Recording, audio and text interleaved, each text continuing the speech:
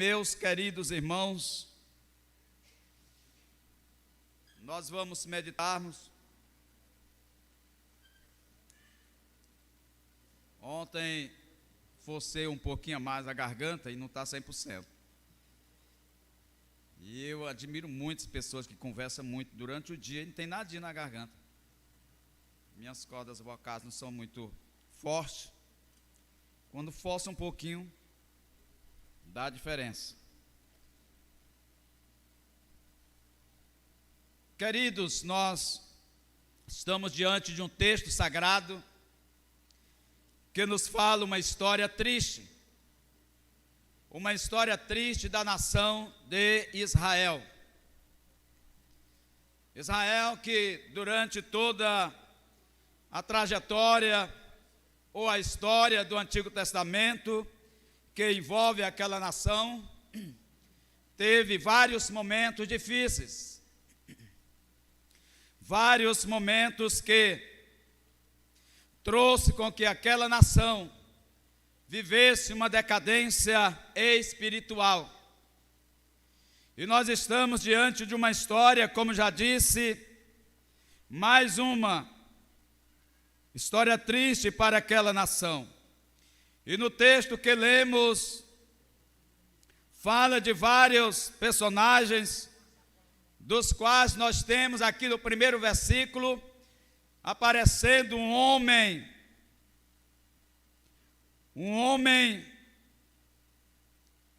que trouxe um relatório para Eli, um relatório triste. A Bíblia não fornece o seu nome, mas era da tribo de Benjamim. Assim nos diz o texto sagrado, primeiro versículo. Como já disse, o homem trouxe um relatório triste do povo de Israel, pois o mesmo estava em batalha. Em segundo lugar, nós temos outro personagem chamado Eli, bastante conhecido na Bíblia Sagrada, um homem que foi sacerdote ou sumo sacerdote, juiz de Israel, que reinou por muitos anos, julgou Israel por muitos anos, e que tinha consciência e sabia da importância da arca no meio do povo de Israel. Nós temos ainda a nora de Eli, que também a Bíblia não fornece o seu nome, mas sabia também da importância da arca no meio do povo e lamentou fortemente a saída da arca do meio do seu povo. Ainda temos uma criança que nasce antes do tempo e recebe um nome com um significado triste para a nação de Israel. E nós temos também, amados, ainda algumas mulheres que a Bíblia fala que estavam ali no momento do parto da nora de Eli, ajudando com certeza no parto daquela mulher. E nós temos a arca, dentre outros personagens, como os dois filhos de Eli, temos a arca, que era uma espécie de mala ou baú, que Deus mandou construir, que Moisés construísse para que dentro daquela arca fosse colocado as tábuas da aliança, dos 10 mandamentos, e outros objetos sagrados eram guardados ali dentro daquela arca, e a arca era para ser levado para vários lugares, inclusive foi usado ou levada, conduzida nos momentos de guerra, nos tempos de guerra, de batalha do povo de Israel. E a arca era o símbolo legítimo da presença de Deus no meio do seu povo. era coberta de ouro. Como já disse, era uma espécie de um baú ou uma mala banhada de ouro. E tinha essa finalidade de representar, ou seja, a presença do Senhor no meio do seu povo. Inclusive, esta arca esteve na casa de algumas pessoas. A Bíblia nos informa que ela, por alguns meses, poucos meses, ela esteve na casa de um homem chamado Obed-Edom. E quando aquela arca entrou na casa daquele homem, houve uma mudança muito grande, pois aquela família prosperou. Desde quando a arca entrou na sua casa, a vida daquela família mudou, e mudou para melhor, porque a arca esteve na casa daquela família de Obed. E assim era a arca do Senhor Deus.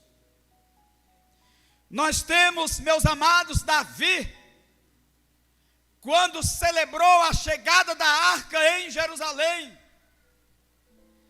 ele lutou tanto para que a arca chegasse em Jerusalém. Nós podemos ver, segundo Samuel 6:14, veja aí na sua Bíblia. Segundo Samuel 6:14, nos fala da alegria que Davi teve quando conseguiu levar a arca para o templo em Jerusalém. Nos diz a palavra: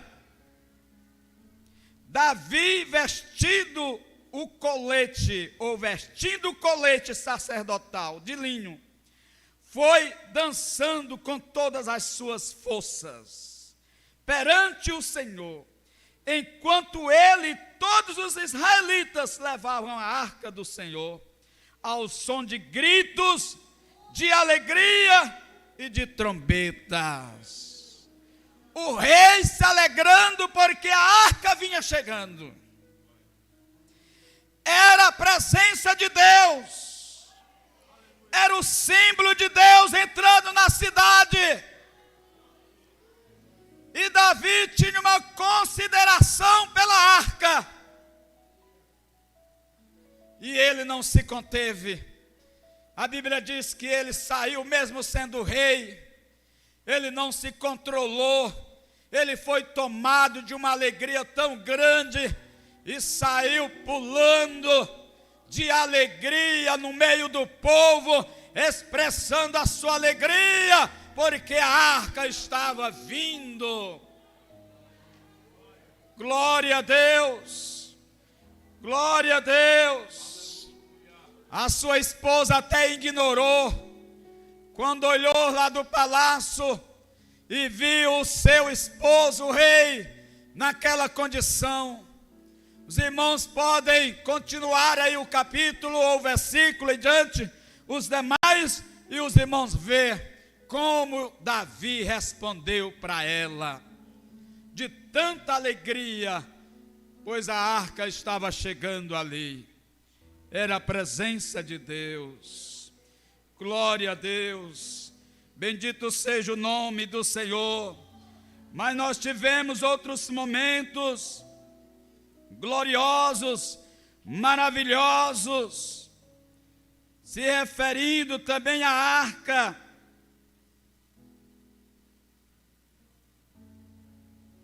Pois a arca estava ali, a glória de Deus, a presença de Deus. Aonde a arca estava, ali estava a glória do Senhor. Nós podemos ver 1 Reis 8:10, 8:10 a 11. 1 Reis 8:10 a 11.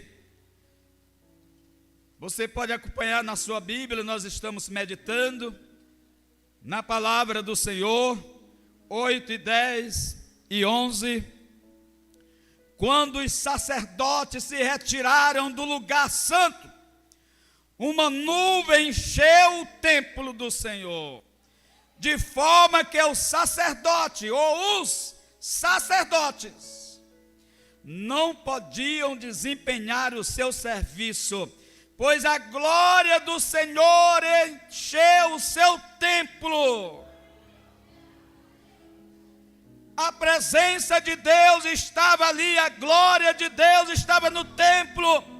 Quando Salomão construiu o templo, que levou a arca para dentro do templo, a Bíblia diz que uma nuvem encheu o templo, e a glória de Deus foi tão grande, que os sacerdotes não conseguiram desempenhar as suas funções, não conseguiram pregar, não conseguiram ensinar, por conta da glória de Deus que encheu o templo.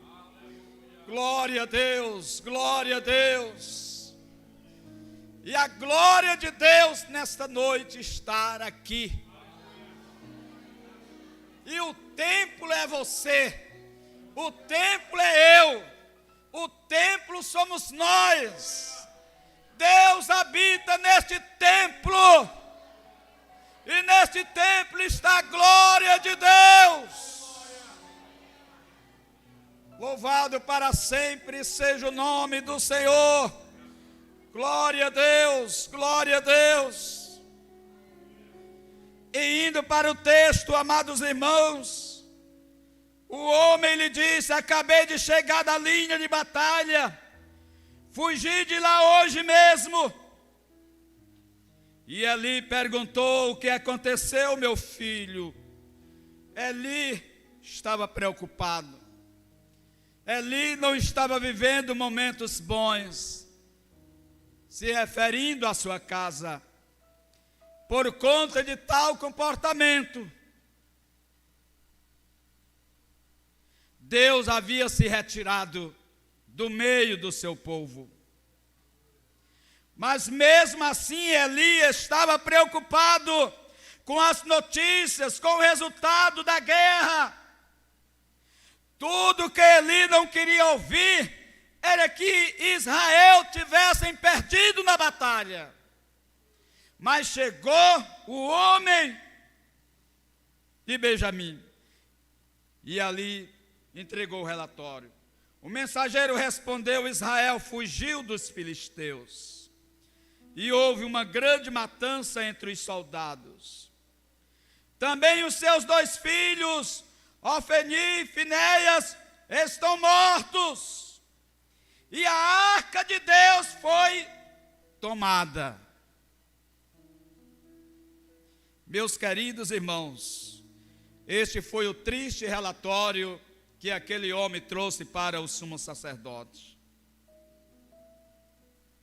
No versículo 18 nos diz: quando ele mencionou a arca de Deus, ele caiu da cadeira para trás, ao lado do portão, quebrou o pescoço e morreu, pois era velho e pesado. Ele liderou Israel durante 40 anos. Você observou aqui que a Bíblia nos faz entender que a razão da morte de Eli, da sua queda, não foi a derrota, ou seja, a morte de 4.000 soldados que a gente encontra aqui no texto, primeiramente, que Israel perdeu, e os inimigos mataram cerca de 4.000. Mas essa não foi a razão da sua queda, e consequentemente a sua morte. O homem disse que Israel havia fugido ou perdido a guerra, e cerca de 30.000 homens haviam morrido. Mas Eli continuou vivo. Não doeu? Doeu sim. Um exército perder 30 mil é uma dor grande. Mas ele continuou vivo. Veio o restante do relatório falando sobre os seus 2 filhos morreram. Mas ele continuou. Creio que doeu muito. Foi muito forte.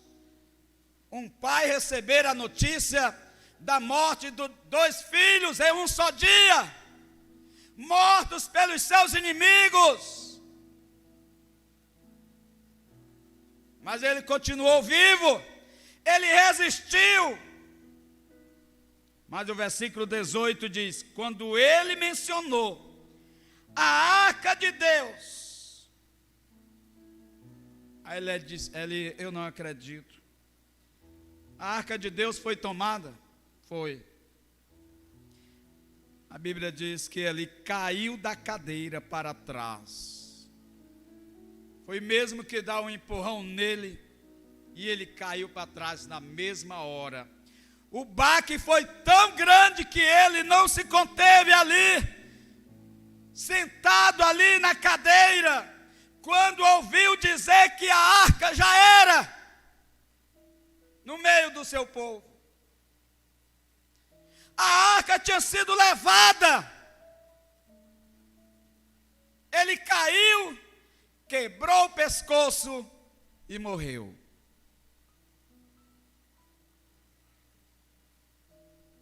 Pois era velho, pesado, e ele liderou Israel durante 40 anos.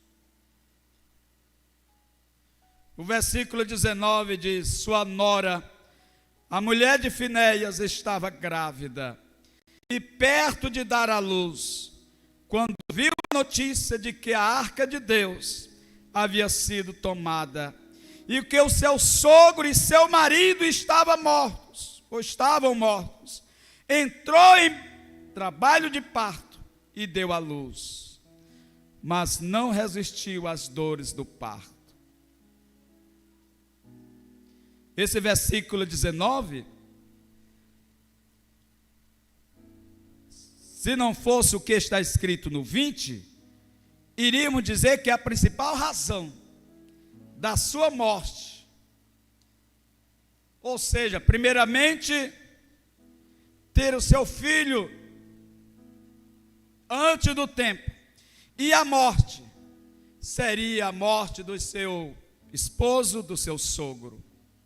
Mas o versículo seguinte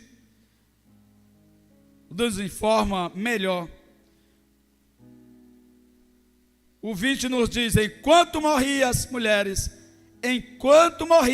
as mulheres que ajudavam, disseram: não se desespere, você teve um menino. Era uma honra naquele tempo a mulher ter um menino. Era um privilégio muito grande. E elas tentaram consolar ela: você teve um menino. Mas ela não respondeu nem deu atenção. Ela deu ao menino o nome de Icabô e disse: a glória se foi de Israel, porque a arca foi tomada, e por causa da morte do sogro e do marido. Agora veja o 22. E ainda acrescentou: a glória se foi de Israel, pois a arca de Deus foi tomada. A maior preocupação e o maior motivo da morte daquela mulher também não foi a morte do seu marido, não foi a morte do seu sogro, não foi a morte de 30 mil soldados, foi a ausência da arca. Agora não estava mais no meio do povo. Aquela mulher sabia da importância da arca. E nesta oportunidade, amados irmãos, Eu quero dizer aos nossos queridos que pior do que perder qualquer coisa nesta vida é perder a presença de Deus. Pior do que perder qualquer coisa nesta vida é perder a presença de Deus, perder a glória de Deus. Não existe prejuízo maior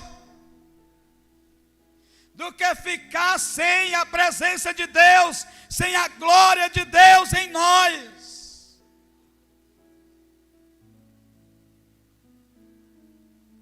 E nós estamos em batalha, nós estamos em guerra, e precisamos a cada dia ter cuidado, para que Deus não saia de nós.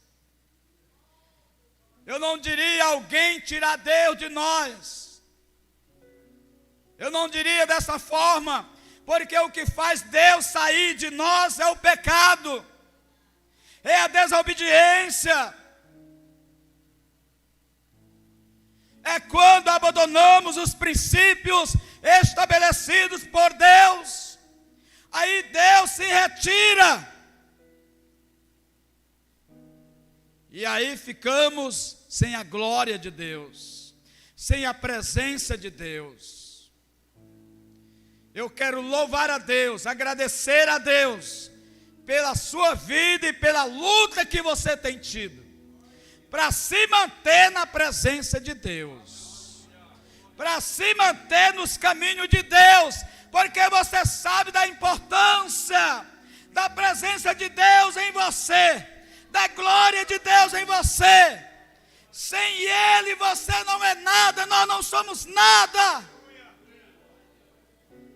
e jamais conseguiremos vencer na guerra sem a presença de Deus. Faça tudo para não perder a presença de Deus. Podemos perder tudo nesta vida, e a gente sente um baque sim, quando se perde algo que não gostaríamos que perdêssemos.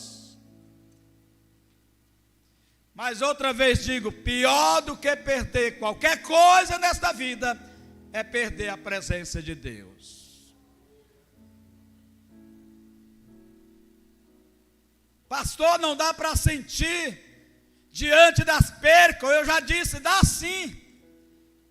Quantas vezes a gente chora quando a gente perde aquilo que a gente não queria perder. Dói muito. Dói muito,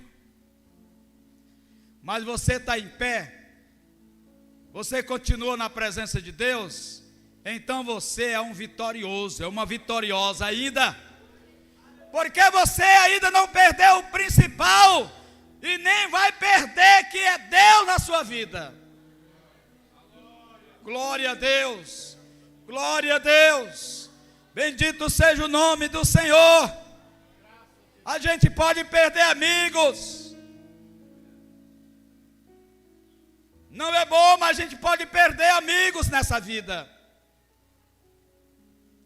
A gente pode perder fazenda, a gente pode perder casas, a gente pode perder, quem sabe, um emprego, uma poupança, a gente pode perder qualquer coisa nesta vida. E quem sabe você já passou por isso, você já perdeu alguma coisa, e quem sabe isso foi no ano passado, que está bem próximo ainda. Quem sabe você teve algumas percas, que lhe fez chorar até, mas você continua na presença de Deus, você não perdeu a presença de Deus. Jesus continua na sua vida, glória a Deus. Então você ainda está no lucro, porque Deus está com você, ainda que você esteja no deserto, sem nada desta vida, mas você tem tudo, porque Deus não te abandonou. Você não abandonou os caminhos de Deus.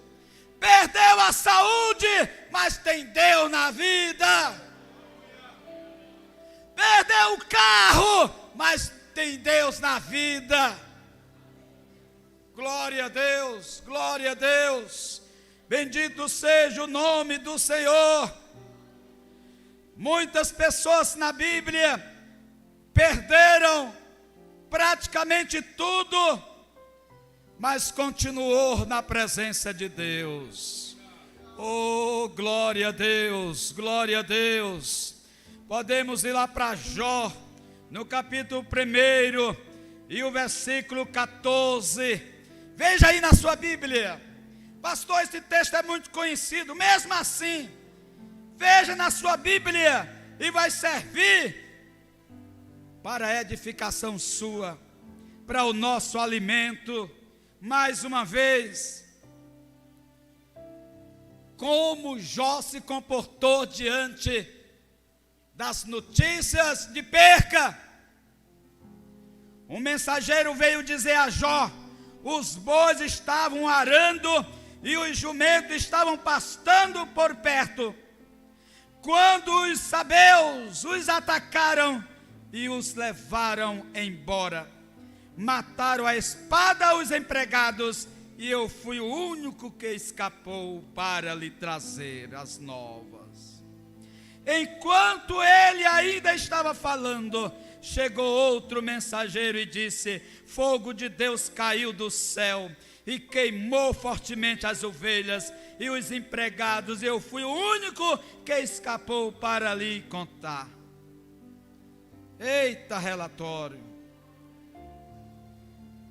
Enquanto ele ainda estava falando, chegou outro mensageiro e disse: vieram caldeus em 3 bandos, atacaram os camelos e os levaram embora, mataram a espada e os empregados, e eu fui o único que escapou para lhe contar. Versículo 18, você está acompanhando aí? Enquanto ele ainda estava falando, chegou ainda outros mensageiros e disse: esse daqui foi mais forte. Seus filhos e suas filhas estavam no banquete, comendo e bebendo vinho, na casa do irmão mais velho, quando de repente veio um vento muito forte, veio do deserto e atingiu os 4 cantos da casa, que desabou, e eles morreram, e eu fui o único que escapou para lhe contar. Oh, meus irmãos, muitas percas Jó teve, mas o versículo 20 nos diz: ao ouvir isso, Jó levantou e rasgou o manto, e rapou a cabeça, então prostou-se com o rosto em terra, em adoração, e disse: saí nu do ventre da minha mãe, e nu partirei. O Senhor deu, o Senhor levou, louvado seja o nome do Senhor. Aleluia! E em tudo isto já não pecou e não culpou a Deus de coisa alguma. Ou seja, Jó continuou com a presença de Deus nele, a glória de Deus nele. Perdeu as riquezas, os camelos, os jumentos, perdeu os bois, perdeu a família e a saúde, mas não perdeu a glória de Deus, não perdeu a presença de Deus. Meus amados irmãos, eu não sei qual é a sua luta, e não sei se você já teve alguma perca recentemente, mas eu quero dizer para você: continue lutando, continue na guerra, e faça com que nunca você venha perder a presença de Deus, a glória de Deus na sua vida. Está difícil sim, mas Deus ainda está com você. Ele não vai lhe deixar. Glória a Deus. Abacuque diz: ainda que falte as riquezas, ainda que falte as vacas nos currais, ainda que a planta da oliveira minta, eu, porém, esperarei no Senhor. Oh, glória a Deus, glória a Deus. Bendito seja o nome do Senhor. Você é o templo de Deus, nós somos o templo de Deus.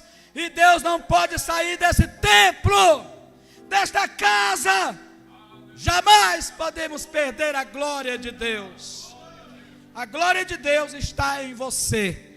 O mundo olha para você e vê algo diferente na sua vida. E o mundo não sabe explicar o que é isso.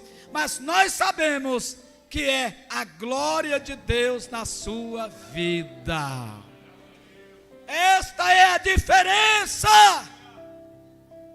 É a glória de Deus em você.